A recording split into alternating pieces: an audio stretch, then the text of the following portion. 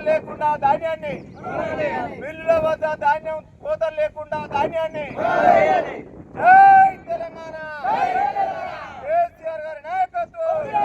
రచించాలే ధాన్యం సేకరణలో ప్రభుత్వ నిర్లక్ష్యం, రైతు సమస్యలపై ప్రభుత్వ నిర్లక్ష్యం.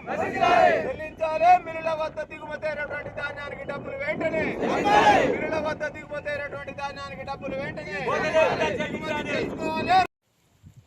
అధికారంలోకి రాకముందు ఇప్పుడు ముఖ్యమంత్రిగా ఉన్నటువంటి రేవంత్ రెడ్డి గారు రైతులకు మాయమాటలు చెప్పి గ్రామీణ ప్రాంతాల్లో ఉన్నటువంటి రైతులందరూ ఓట్లు వేసుకొని అధికారంలోకి వచ్చి ఒక్క మాట కూడా అమలు చేయకుండా కనీసం పంట వేసుకుంటే యూరియా కూడా ఇచ్చే పరిస్థితి లేనటువంటి రైతులను ఇబ్బంది పెడితే ఏదో ఆరుగాలం కష్టపడి ధాన్యం తీసుకొచ్చి ఐకేపీ కేంద్రాలలో పోసుకుంటే 15 రోజులు దాటినా ఇప్పటి వరకు కాంటాలు పెట్టి లారీలు ఎత్తి మిల్లుల వద్ద దిగుమతి చేసుకునే పరిస్థితి ప్రభుత్వానికి లేదు.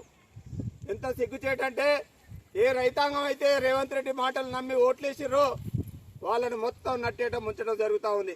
మీరందరూ కళ్ళారా చూస్తూ ఉన్నారు.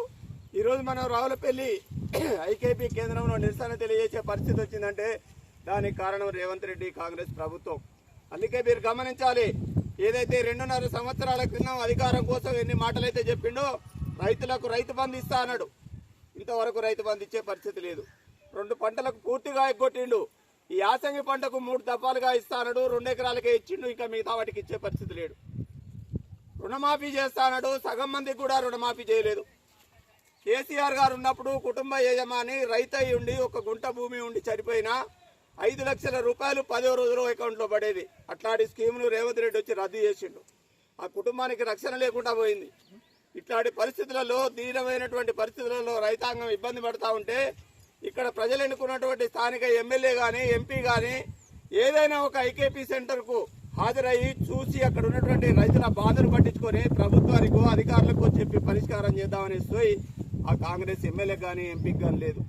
అందుకే మీరు గమనించాలి, ఏదైతే కేసీఆర్ పాలనలో సుఖ సంతోషాలతో మీరు గడిపినటువంటి జీవితాన్ని మీరు మర్చిపోయి రేవంత్ రెడ్డి మాటలు అబద్ధాలు విని ఓట్లేస్తే ఈనాడు ఈ పరిస్థితి దాపురించింది. భవిష్యత్తులోనైనా మళ్ళీ కేసీఆర్ నాయకత్వంలో మనం ప్రభుత్వాన్ని తెచ్చుకోవాలన్నా, అట్లాగే ఎంపీటీసీ జెడ్పీటీసీ ఎన్నికలు వచ్చినా కారు గుర్తు మీద ఓటేయాలి.